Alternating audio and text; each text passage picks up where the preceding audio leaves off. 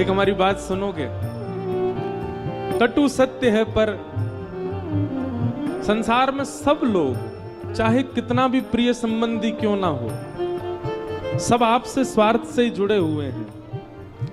बहुत बेसहारा ने ठीक करो,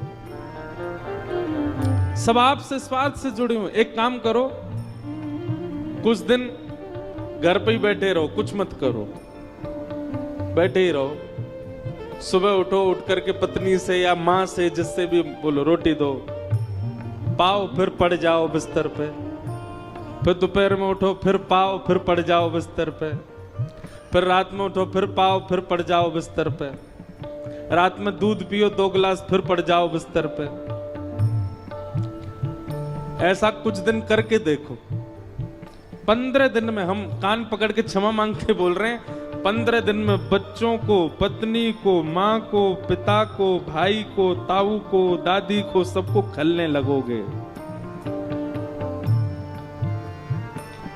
पहले बढ़िया था, पता नहीं क्या हो गया, पूरे दिन पड़ा रहता, अब कुछ करता धरता नहीं। क्यों? आप उनके नहीं हो क्या? आप पूरे दिन पड़े नहीं रह सकते?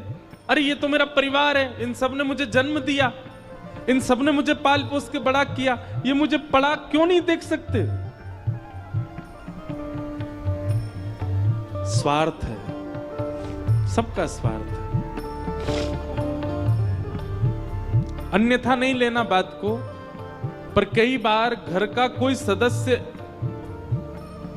बहुत गंभीर बीमारी से रुग्ण हो जाए और डॉक्टर अगर कह दे कि अब तो इसकी सेवा करो घर ले जाके, हम ले तो आते हैं, जो थोड़ा बहुत प्रेम हमारे भीतर बचता है उसके प्रति, उसके कारण हम उसको घर ले आते हैं, उसकी सेवा प्रारंभ कर देते हैं। लेकिन फिर कुछ महीने बाद पता क्या होता है, घर के सदस्य बोलते हैं अब तो भगवान से प्रार्थना, बहुत कष्ट पा रहे हैं, चले जाएं जी।